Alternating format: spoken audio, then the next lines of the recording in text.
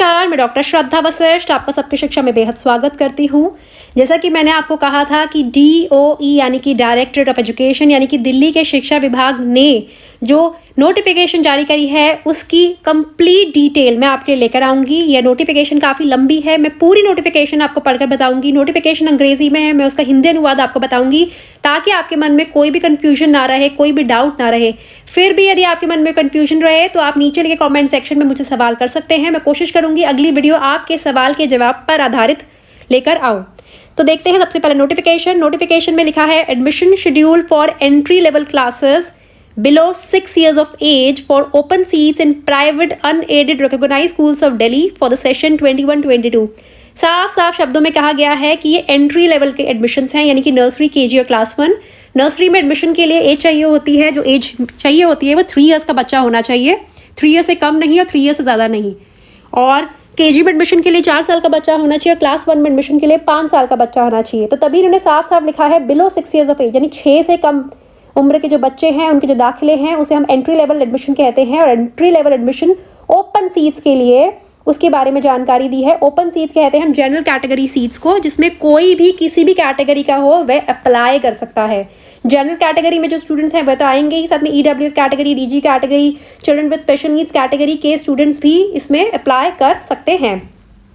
अब इसमें एक एडमिशन शेड्यूल दिया गया है जिसमें साफ कहा गया है कि जो नीचे एडमिशन शेड्यूल दिया गया है यह जनरल कैटेगरी स्टूडेंट्स के लिए, ओपन सीट्स पे एडमिशन के लिए है, ये EWS DG कैटेगरी के स्टूडेंट्स के लिए नहीं है। साफ बताया गया है कि 18 फरवरी 2021 को एडमिशन प्रोसेस ऑन हो जाएगा, फॉर्म मिलने शुरू हो जाएंगे और 4 मार्च 2021 को फॉर्म भरकर जमा करने की आखिरी तारीख होगी। 18 फरवरी से 4 मार्च का समय दिया गया है। और पहली लिस्ट निकल जाएगी 20 मार्च को, दूसरी लिस्ट निकल जाएगी 25 मार्च को, और उसके बावजूद यदि किन्हीं स्कूल्स में, कुछ स्कूल्स में सीट्स खाली बची उसके बावजूद भी, तो 27 मार्च को वह भी अपनी लिस्ट निकाल देंगे। लेकिन 31 मार्च 2021 के बाद एडमिशन नहीं हो पाएंगे। अब यह भी कहा गया है कि सभी स्कूल्स अपने वेबसाइट पर और अपने नोटिस बोर्ड पर एडमिशन संबंधित जानकारी देंगे और वे इंश्योर करेंगे कि सभी एप्लीकेंट्स को, जितने भी पेरेंट्स अपने बच्चों के लिए अप्लाई करना चाहते हैं, उन्हें फॉर्म अवेलेबल हो सबमिशन की डेट तक। यानी सबमिशन की डेट मैंने आपको बता दी है 4 मार्च तक। और फॉर्म होगा हर स्कूल का 25 रुपये का, जो कि नॉन रिफंडेबल अमाउंट होगा। 25 रुपये हर स्कूल के फॉर्म के आपको देने होंगे। नॉन रिफंडेबल अमाउंट का मतलब यह है कि यदि किसी मान लीजिए आपने 5 स्कूलों में अप्लाई करा या 10 स्कूलों में अप्लाई करा या 15 स्कूलों में अप्लाई किया, हर स्कूल में आपने 25 रुपये का फॉर्म लिया और आपके बच्चे का दाखिला उनमें से किसी एक ही स्कूल में होगा। बाकी स्कूलों के जो 25 रुपये हैं वह आपको मिलेंगे नहीं, और जिस स्कूल में एडमिशन है उसके भी 25 रुपये आपको रिफंड नहीं होंगे। मतलब कि जो आप फॉर्म पे पैसे लगाएंगे वो आपको रिफंड नहीं होगा। और यह भी कहा गया है कि जो कई स्कूल अपना प्रोस्पेक्टस भी बेचते हैं, प्रोस्पेक्टस 200 से 500 रुपये या उससे ज़्यादा रुपए का भी होता है। ये ऑप्शनल है आपके लिए, आप प्रोस्पेक्टस लेना चाहते हैं कि नहीं। प्रोस्पेक्टस से संबंधित सारी डिटेल जो होती है स्कूल की वेबसाइट पर होती हैं। तो जिन स्कूल्स में आप अपने बच्चों को एडमिशन करवाना चाहते हैं, जिन स्कूल्स का फॉर्म भरना चाहते हैं, आप उनकी वेबसाइट देखिए। मेरी आपको राय रहेगी प्रोस्पेक्टस पे पैसा खराब करने की ज़रूरत नहीं है। अब यह भी कहा गया है कि सभी जो प्राइवेट अनएडेड स्कूल्स हैं उन्हें जितने भी सीट्स पे एडमिशन कर रहे हैं नर्सरी, केजी और क्लास 1 में, उसका 25% उन्हें रिजर्व रखना होगा उन स्टूडेंट्स के लिए जो EWS कैटेगरी, DG कैटेगरी या फिर children with special needs category के तहत आते हैं, क्योंकि ये आर्टिकल 21A के तहत आता है। और साथ में यह बात भी साफ कर दी गई है, बहुत ही क्लियर कर दिया गया है कि all the schools shall comply the notification directs the number of seats से संबंधित जानकारी के बारे में लिखा गया है कि DOE मेक श्योर करेगा कि स्कूल जो उन्होंने पहले सालों में सीट्स जितने सीट्स पे एडमिशन दिया है, मतलब डिक्लेयर करा कि इतनी सीट्स पे हम एडमिशन देंगे, तो इस साल वह उन सीट्स को कम नहीं कर सकते, बराबर कर सकते हैं, ज़्यादा कर सकते हैं। और क्योंकि बहुत इंपॉर्टेंट पॉइंट्स है इस नोटिफिकेशन में, स्कूल्स के लिए भी हैं, जो पेरेंट्स के लिए भी हैं, जो आपके लिए भी हैं और जो स्कूल्स के लिए भी हैं। और इन्होंने यह भी कहा गया है कि सभी स्कूल्स एक क्राइटेरिया का जो सेट करेंगे, सभी स्कूल्स जो अपने पॉइंट बेस्ड क्राइटेरिया सिस्टम बनाएंगे वो फेयर हो, रीजनेबल हो, ट्रांसपेरेंट हो। वो ऐसे क्राइटेरिया ना बनाएं जिसकी वजह से वो भेदभाव कर सके विद्यार्थियों में।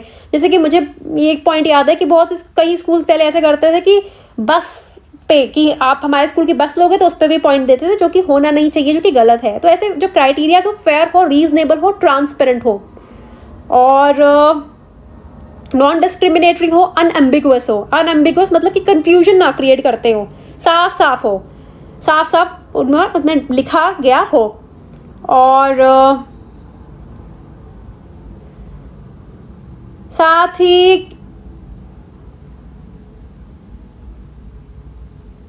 जो माइनॉरिटी स्कूल्स हैं जो रिलीजियस या लिंग्विस्टिक्स से विल कंटिन्यू कर सकते हैं उस क्राइटेरिया को अडॉप्ट करना, belonging to their minority concern as guaranteed under the constitution. अब सभी स्कूल्स को वो जो क्राइटेरिया बनाएंगे जिसके तहत वो एडमिशन देंगे, जिसे वो हर क्राइटेरिया को पॉइंट देंगे, उसकी जानकारी उन्हें अपने स्कूल की वेबसाइट पर भी जानकारी उसकी देनी होगी। और साथ ही साथ आप उन्हें उसकी जानकारी DOE के एक सेक्शन होगा उसमें भी देनी होगी। DOE की वेबसाइट पर भी उसकी संबंधित उन्हें जानकारी प्रोवाइड करनी पड़ेगी।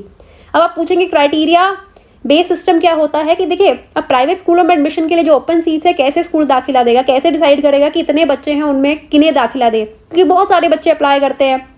ऐसा करते हैं कि वो कुछ पॉइंट्स बना लेते हैं कि जो बच्चे हमारे घर के, हमारे स्कूल के 1 किलोमीटर के रेडियस में रहते हैं, उनका घर है, तो उन्हें इतने पॉइंट मिलेंगे, 30 नंबर में से 30 मिलेंगे।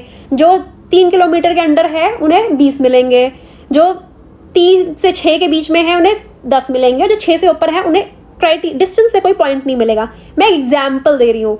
कई लोग करते हैं कि सिंगल पेरेंट जो बच्चे होते हैं उन्हें पॉइंट मिलते हैं, और बहुत सारे और होते हैं, सिंगल पेरेंट होता है, फिर सिंगल गर्ल चाइल्ड पे पॉइंट मिलते हैं। अलग अलग क्राइटेरियाज होते हैं। कुछ स्कूल एल्यूमनी को भी पॉइंट्स देते हैं, कुछ सिबलिंग पॉइंट्स भी देते हैं कि उनको ऑलरेडी बड़ा भाई बहन पढ़ रहा है तो छोटे भाई बहनों को प्रेफरेंस दी जाती है। ये कुछ एग्जाम्पल्स दे रही हूँ। स्कूल इस तरह के क्राइटेरिया सेट कर सकते हैं, और जो क्राइटेरिया सेट करेंगे उसकी जानकारी वो अपनी वेबसाइट पर भी देंगे, यानी कि फॉर्म निकलने से एक दिन पहले वह सारी जानकारी उनकी वेबसाइट्स पर होगी।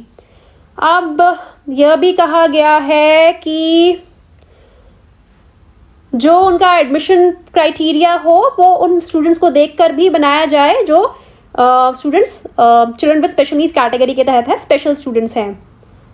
और जो क्योंकि कुछ अब जब कुछ स्टूडेंट्स सिलेक्ट होंगे कि इतने स्टूडेंट्स के पॉइंट बेस पे सिलेक्ट हुए हैं, तो अब मान लीजिए कि एक स्कूल में 200 स्टूडेंट्स को एडमिशन देना है और क्राइटेरिया बेस के हिसाब से 400 स्टूडेंट्स के बराबर पॉइंट आ रहे हैं या फिर इतने से ऊपर पॉइंट आ रहे हैं, तो ऐसी सिचुएशन में ड्रॉ होता है। तो ड्रॉ जो हो ट्रांसपेरेंट हो, in the presence of parents हो। ये बहुत इंपॉर्टेंट पॉइंट है कि draw in the presence of parents हो। पेरेंट्स उस ड्रॉ का हिस्सा वो देख रहे हैं, उनके सामने ड्रॉ, ताकि कोई भी पार्शियलिटी या चीटिंग ना हो पाए।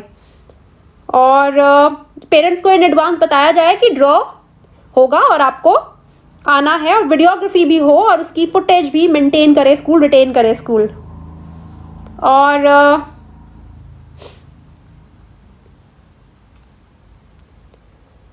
फर्स्ट लिस्ट के बारे में बताया है, सेकंड लिस्ट उनकी जानकारी हो, और ये भी बताया गया कि स्कूल्स ना किसी भी तरीके से, मतलब जब फर्स्ट लिस्ट निकले और पेरेंट्स के मन में कोई कंफ्यूजन, शंका है फर्स्ट लिस्ट से रिलेटेड, और पेरेंट्स स्कूल वालों को अपनी वर्बली अपनी क्वेरी बताएं, जाके बात करें या ईमेल के माध्यम से बताएं, तो स्कूल उनकी क्वेरी को सॉल्व करे। स्कूल को डोनेशन नहीं मांग सकता। वो ये नहीं बोल सकता आप गए और आपसे बोला कि नहीं, अगर आप बच्चे का एडमिशन चाहते हैं तो 2 लाख रुपया, 1 लाख रुपया, 50,000 रुपया, 5-6 बहुत लाखों की बात होती है। मैंने तो बहुत लोगों से बहुत बातें सुनी है। तो ऐसा नहीं मांग सकता। अगर कोई स्कूल ऐसा करता है और अगर पेरेंट ने उसकी कंप्लेंट कर दी तो स्कूल के अगेंस्ट एक्शन लिया जाएगा। उन्हें उतना फाइन उन्हें देना पड़ सकता है जितना उन्होंने कैपिटेशन फी, जितना उन्होंने डोनेशन मांगी है उसका 10 गुना फाइन उन्हें देना पड़ सकता है। और 25 रुपये से ज़्यादा का वो फॉर्म चार्ज नहीं कर सकते, 25 रुपये से ज़्यादा पेरेंट से फॉर्म के। और साथ ही एज लिमिट की बात ज़रूर बताऊंगी, क्योंकि कन्फ्यूजन रहती है पेरेंट्स के मन में कि अगर आप अपने बच्चे का दाखिला नर्सरी में करवाना चाहते हैं तो बच्चे की उम्र 31 मार्च 2021 को 3 साल, केजी में 31 मार्च 2021 को 4 साल और क्लास 1 में 31 मार्च 2021 को 5 साल बच्चे की उम्र होनी चाहिए। और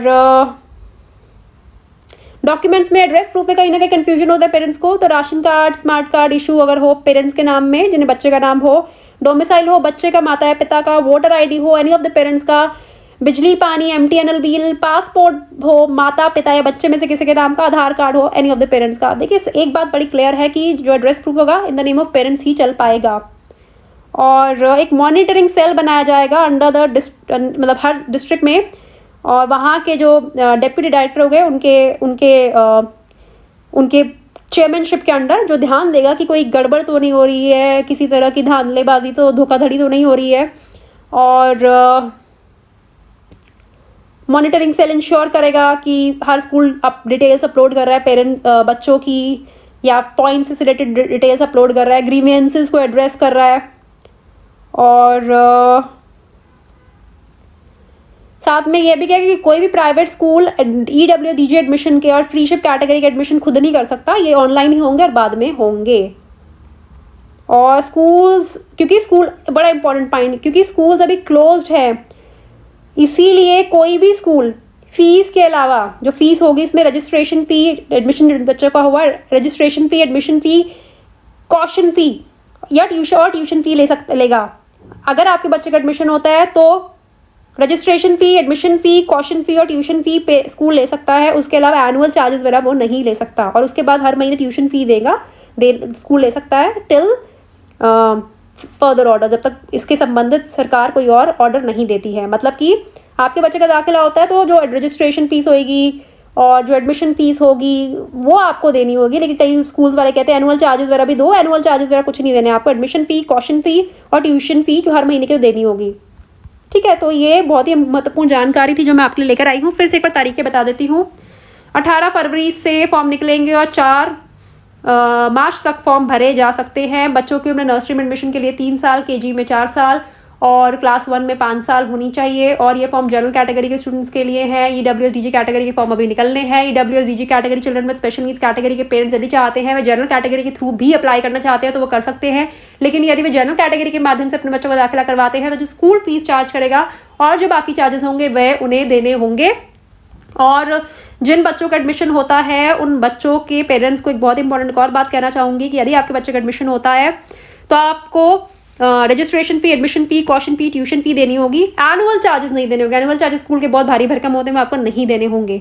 तो बहुत ही महत्वपूर्ण जानकारी जो मैं आज आपके लिए लाई हूँ, उम्मीद करती हूँ जानकारी से आपको लाभ होगा। मैंने पूरा नोटिफिकेशन आपको हिंदी में बताया है ताकि कोई भी कन्फ्यूजन आपके मन में ना रहे, और ऐसा कोई पॉइंट मैंने नहीं छोड़ा जो इसमें लिखा है और जो मैंने ना बताया हो। मैं इससे संबंधित भी इसके इंपॉर्टेंट और पॉइंट से रिलेटेड और वीडियोस भी लेकर आऊँगी ताकि आपके मन में जब तक फॉर्म रिलीज हो रहे हैं ना, आप ज़्यादा से ज़्यादा वीडियोस देखें और कोई कंफ्यूजन ना रहे, और आप उन सभी पेरेंट्स को भी गाइड कर पाएं जो इस साल जनरल कैटेगरी के थ्रू अपने बच्चों का एडमिशन दिल्ली के प्राइवेट स्कूलों में करवाने जा रहे हैं। So all the best to all of you, और आपके बच्चों का अच्छे अच्छे स्कूलों में एडमिशन हो, आपके मन चाहे स्कूलों में एडमिशन हो, मैं यही कामना करती हूँ।